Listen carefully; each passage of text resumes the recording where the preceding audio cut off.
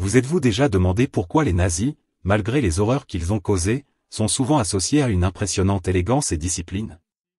Comment une idéologie fondée sur la violence et le totalitarisme a-t-elle pu créer une image aussi raffinée et attirante? Le régime nazi n'a pas seulement imposé la terreur, mais il a également manipulé l'apparence, l'esthétique et même les comportements pour consolider son autorité d'une manière unique et marquante. Imaginez une armée de partisans parfaitement alignés, tous vêtus d'uniformes méticuleusement conçus, défilant au son d'une musique grandiose, avec un leader incarnant l'idéal même de la perfection. Comment ont-ils réussi à créer une identité visuelle qui a non seulement uni une nation, mais aussi alimenté une idéologie de supériorité raciale? Qui avait-il derrière chaque détail visuel, et comment cela a-t-il été utilisé pour contrôler la perception publique et former une vision de pouvoir absolu?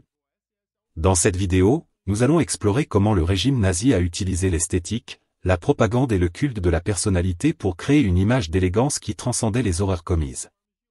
Pourquoi, malgré tout, beaucoup ont-ils perçu le régime comme quelque chose de plus grand que nature? Restez avec nous pour comprendre comment l'apparence est devenue une arme puissante pour le régime nazi, manipulée pour convaincre des millions et construire un empire d'une apparence irréprochable. Si vous aimez l'histoire, abonnez-vous dès maintenant à la chaîne. Mais avant tout, commentez d'où dans le monde vous regardez cette vidéo. Laissez votre réponse dans les commentaires. Vous êtes-vous déjà demandé pourquoi les nazis, malgré les horreurs qu'ils ont causées, sont souvent associés à une impressionnante élégance et discipline? Comment une idéologie fondée sur la violence et le totalitarisme a-t-elle pu créer une image aussi raffinée et attirante?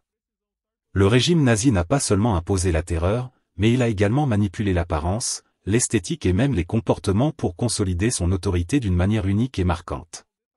Imaginez une armée de partisans parfaitement alignés, tous vêtus d'uniformes méticuleusement conçus, défilant au son d'une musique grandiose, avec un leader incarnant l'idéal même de la perfection. Comment ont-ils réussi à créer une identité visuelle qui a non seulement uni une nation, mais aussi alimenté une idéologie de supériorité raciale?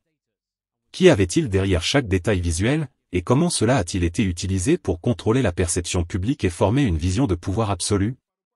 Dans cette vidéo, nous allons explorer comment le régime nazi a utilisé l'esthétique, la propagande et le culte de la personnalité pour créer une image d'élégance qui transcendait les horreurs commises. Pourquoi, malgré tout, beaucoup ont-ils perçu le régime comme quelque chose de plus grand que nature? Restez avec nous pour comprendre comment l'apparence est devenue une arme puissante pour le régime nazi, manipulée pour convaincre des millions et construire un empire d'une apparence irréprochable. Si vous aimez l'histoire, abonnez-vous dès maintenant à la chaîne. Mais avant tout, commentez d'où dans le monde vous regardez cette vidéo. Laissez votre réponse dans les commentaires. De plus, le choix du tissu et la fabrication des uniformes avaient une importance symbolique significative. La haute qualité des vêtements reflétait l'idée d'un empire fort et riche, capable de soutenir une force militaire et idéologique à long terme.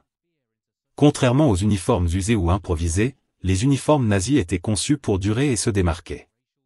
Les bottes en cuir poli, les ceintures et les chapeaux arborant des insignes visibles symbolisaient non seulement l'autorité du porteur, mais aussi la résistance et la préparation au combat. Les uniformes projetaient une image d'invulnérabilité et de force inébranlable, un message visuel crucial pour la propagande du régime. Enfin, le port de l'uniforme servait également à dépersonnaliser les individus appartenant au régime. Lorsque tous étaient vêtus de manière identique, les différences personnelles étaient effacées, et l'identité individuelle était subordonnée à l'idéal collectif du régime. Cela aidait à créer un sentiment d'unité parmi les membres des différentes factions du parti, des troupes d'élite aux officiers de rang inférieur. L'uniforme symbolisait non seulement le pouvoir et la pureté raciale, mais aussi la soumission totale à l'autorité du Führer et à la grandeur du Troisième Reich. La quête de perfection raciale était l'un des piliers idéologiques du régime nazi, et cela se reflétait directement dans l'apparence de ses membres. Pour les nazis, l'esthétique était profondément liée à l'idéologie eugénique et à la croyance en la supériorité de la race aryenne. Cette idéologie valorisait non seulement des caractéristiques physiques spécifiques, comme la couleur des yeux, la taille, la forme du visage et d'autres traits, mais aussi le maintien d'un corps sain et fort. L'image idéalisée de l'homme aryen n'était pas seulement une question d'esthétique, mais une affirmation d'une hiérarchie raciale plaçant les peuples germaniques au sommet.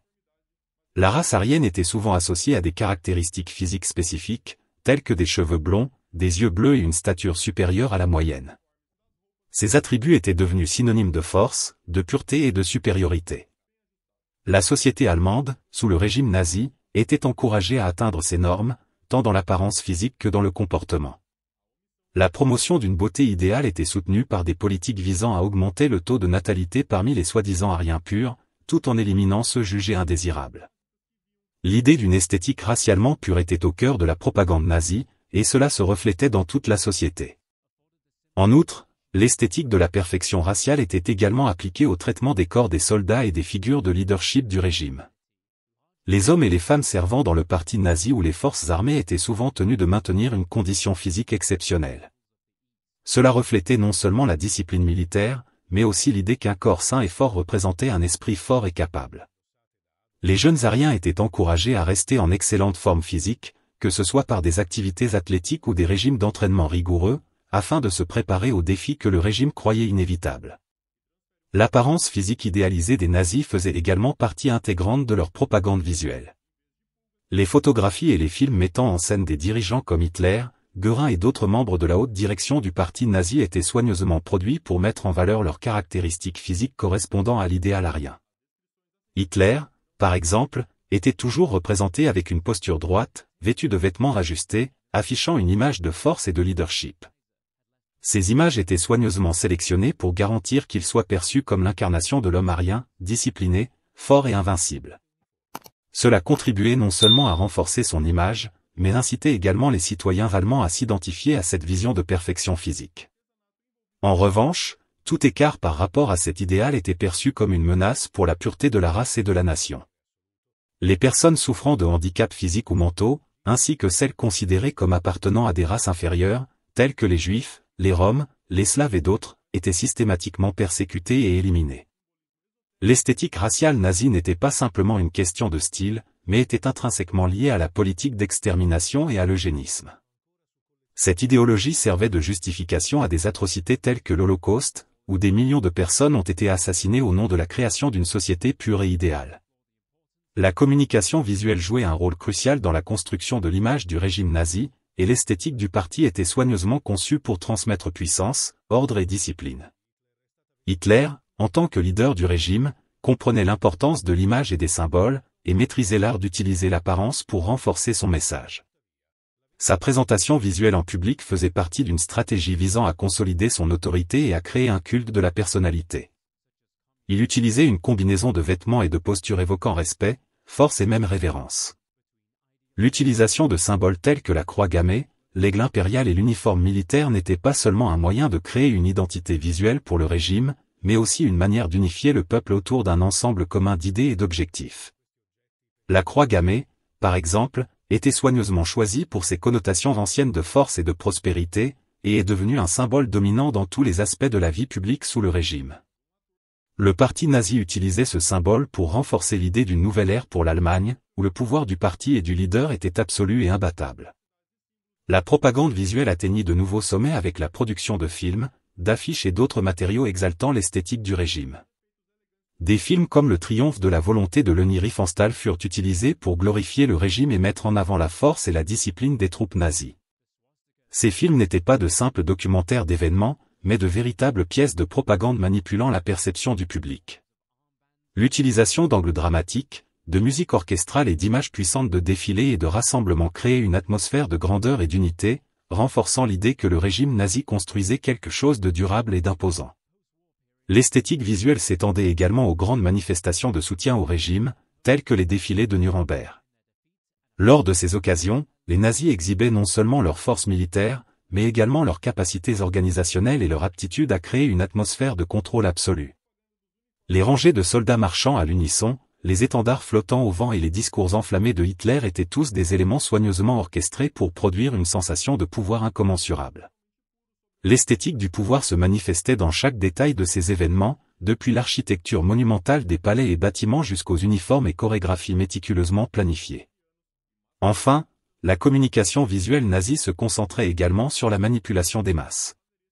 Le régime utilisait des images de dirigeants pour renforcer l'idée que le parti était en phase avec le peuple, que tous étaient unis dans un effort commun pour la grandeur de l'Allemagne. Les images de Hitler en contact avec des ouvriers et des soldats étaient conçues pour montrer qu'il était constamment en lien avec la base de la société, renforçant l'idée qu'il était le leader authentique du peuple allemand. La communication visuelle devenait ainsi un outil puissant pour maintenir l'ordre et l'obéissance, créant une vision monolithique et idéalisée du régime, impossible à remettre en question. Le culte de la personnalité autour d'Adolf Hitler fut l'un des piliers de la propagande nazie, et son image publique fut méticuleusement soignée pour transmettre force, charisme et leadership absolu. Hitler comprenait que l'apparence publique d'un leader était essentielle pour consolider le pouvoir, et il travaillait sans relâche pour bâtir une image d'autorité incontestable. Le régime utilisa une série de techniques pour façonner cette image, depuis sa manière de s'habiller jusqu'à la manière dont il était photographié et filmé. La posture droite, le regard pénétrant et le comportement contrôlé en public étaient autant de composants de son image soigneusement orchestrée. Il était souvent représenté comme une figure transcendante, presque divine. Le port de vêtements formels, combiné à la symbolique associée à la direction, comme l'aigle ou la croix gammée, contribuait à donner une impression de grandeur. Cela était renforcé par le choix des lieux de ses discours et apparitions publiques, tels que la chancellerie du Reich ou le champ de Nuremberg, conçus pour créer une impression de monumentalité. Chaque image de Hitler dans les rues de Berlin, lors de grandes concentrations ou de défilés, était pensée pour suggérer qu'il était le centre d'un ordre supérieur, et son autorité était incontestable. Ce culte de la personnalité se reflétait également dans les manières dont ses partisans et les membres du parti nazi s'habillaient. Les membres de la SS et d'autres organisations affiliées au régime adoptaient des styles qui les faisaient apparaître comme les gardiens de l'idéologie de Hitler. Le port de l'uniforme avec l'insigne de la SS, le casque Stahlhelm et la rigidité de la posture n'étaient pas seulement une manière de s'habiller, c'était une forme d'expression de leur loyauté envers Hitler et sa vision pour l'Allemagne. En outre, la propagande mettait souvent en avant Hitler dans un contexte idéalisé, le comparant à des figures historiques incarnant le pouvoir absolu, comme les anciens empereurs romains. Son image en tant que leader invincible, souvent filmé sous des angles dramatiques et accompagné d'une bande sonore de musique classique, le faisait apparaître comme presque surnaturel. Cette représentation, largement diffusée à travers des films, des portraits et des discours publics, constituait une forme de manipulation psychologique, créant une aura d'invulnérabilité et de pérennité autour de la figure d'Hitler. Ce culte servait également à renforcer l'idée d'une Allemagne sur le point d'atteindre son apogée, sa grandeur et sa pureté, tant physique qu'idéologique. Hitler était présenté non seulement comme un dirigeant, mais comme un messie, un leader providentiel qui guiderait la nation vers un avenir glorieux, loin de l'humiliation du traité de Versailles. L'apparence publique d'Hitler, tout comme celle du régime dans son ensemble, était conçue pour transmettre ses messages et renforcer le lien émotionnel des Allemands avec le parti nazi, le transformant en une idéologie à suivre non seulement pour des raisons politiques, mais aussi personnelles et spirituelles. L'esthétique nazie, depuis ses uniformes jusqu'à la propagande visuelle, était utilisée avec l'objectif explicite de créer une identité collective unissant les citoyens allemands sous la bannière du régime. La manipulation esthétique était un outil puissant pour modeler la manière dont les gens se percevaient au sein de la société et voyaient le régime. Le gouvernement nazi encourageait l'idée d'un homme nouveau, une personne faisant partie d'un mouvement plus grand et plus grandiose, avec pour mission de transformer l'Allemagne en une puissance mondiale. L'image que les gens avaient d'eux-mêmes était donc directement liée à l'image publique que le régime promouvait. Le parti nazi a mis en place plusieurs initiatives pour renforcer cette idée d'unité à travers l'apparence. Des organisations comme les Jeunesses hitlériennes, par exemple, étaient encouragées à porter des uniformes standardisés, renforçant le concept selon lequel tous étaient unis par une cause commune. En éliminant les différences individuelles, le régime cherchait à créer une société homogène et contrôlée, où les citoyens ne se voyaient pas comme des individus, mais comme des pièces d'un mécanisme plus grand et plus puissant. L'esthétique devenait un reflet direct de cette unité, où la perfection visuelle et le comportement discipliné étaient des symboles de pureté et de loyauté envers le parti. Pourquoi l'esthétique nazie fascine-t-elle encore autant de personnes, même après les horreurs qu'elle a causées? Laissez votre réponse dans les commentaires. Par ailleurs, la propagande et les médias ont été largement utilisés pour renforcer ce concept esthétique. Les films, les affiches et d'autres formes de médias de masse représentaient les citoyens nazis comme des membres d'une élite supérieure, physiquement et moralement. La jeunesse aryenne, en particulier, était mise en avant dans des campagnes comme celle des Jeunesses hitlériennes, montrant des jeunes en parfaite santé physique, parfaitement alignés avec les idéaux de force et de pureté. Ces images étaient conçues pour inspirer les Allemands à aspirer à la même perfection, créant une identité collective qui renforçait l'obéissance et la conformité aux idéologies du régime. Dans le même temps, le régime utilisait l'esthétique pour marginaliser ceux qui étaient considérés comme indésirables ou inférieurs. L'apparence physique devenait un critère pour définir qui devait être accepté dans la société nazie et qui devait en être exclu. Les Juifs, les Roms, les communistes et d'autres minorités étaient fréquemment stigmatisés et représentés de manière négative, utilisant des stéréotypes mettant en évidence leurs imperfections physiques, les contrastant avec la pureté idéalisée des Aryens. Ces images, largement diffusées, ont aidé à justifier la persécution et l'extermination de millions de personnes, promouvant une culture de haine et d'exclusion basée sur l'apparence. Enfin, l'esthétique nazie a joué un rôle fondamental dans la création d'un régime qui ne contrôlait pas seulement le comportement, mais aussi les émotions et les pensées des gens. Les images et symboles du régime étaient partout, de l'architecture monumentale aux campagnes publicitaires, et étaient conçus pour garantir que les citoyens se sentent partie intégrante d'une nation puissante, capable de s'imposer sur la scène mondiale.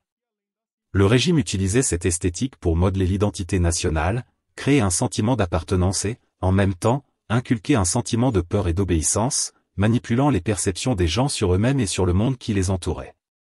Ainsi, l'apparence et l'esthétique n'étaient pas seulement une question superficielle, mais un outil stratégique pour consolider le pouvoir et renforcer l'idéologie nazie.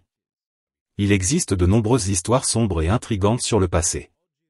Si vous voulez en savoir plus, cliquez sur la vidéo qui apparaît maintenant sur votre écran. Abonnez-vous à la chaîne pour ne rien manquer. Merci d'avoir regardé. À bientôt.